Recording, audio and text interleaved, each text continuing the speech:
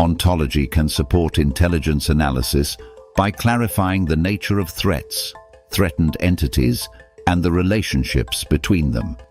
In intelligence, a threat cannot be understood in isolation because analysts must identify both the entity that poses the threat and the entity that may be affected by it.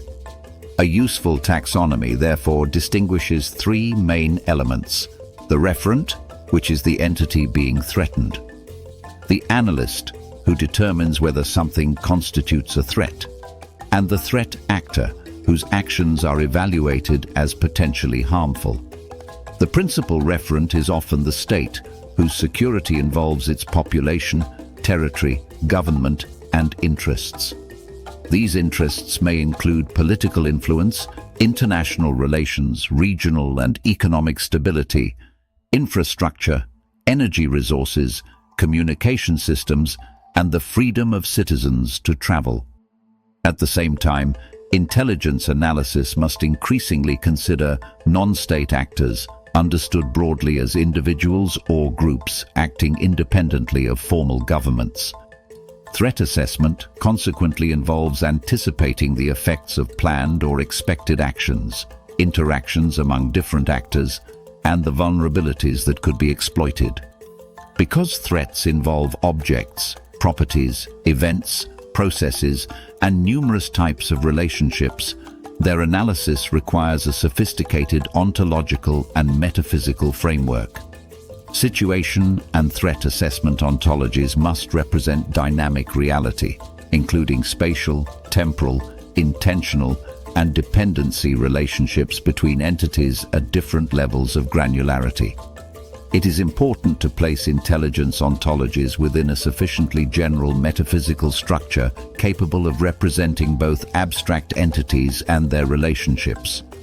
A major example is the threat ontology developed by Eric G. Little and Galina Rogova, which adapts basic formal ontology through the complementary snap and span perspectives. This approach distinguishes relatively enduring entities, or continuants, from processes and events, or occurrence, whose parts develop through time. Such a distinction allows complex spatio-temporal phenomena to be represented more accurately while avoiding some traditional philosophical problems concerning identity. The framework also relies on mere ontology, which combines the study of parts and wholes with spatial boundaries, connections, and relationships. Intelligence information, however, is frequently uncertain, contradictory, redundant, incomplete, and uneven in reliability.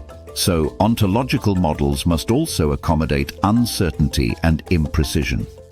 Mere topology is particularly useful because complex entities cannot always be understood simply as collections of independent components, since the organization and relationships among the components can change the nature of the whole.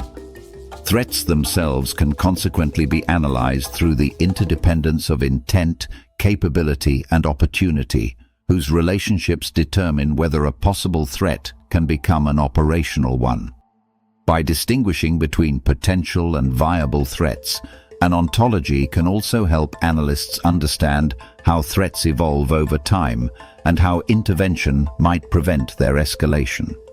Barry Smith's strategy of semantic enhancement employs relatively simple and reusable ontologies to annotate intelligence data consistently.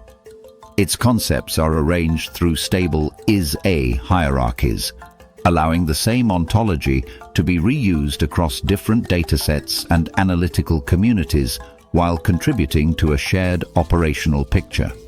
Semantic enhancement is intended to overcome some limitations of traditional data integration approaches, whose ad hoc mappings may deteriorate as systems and information change.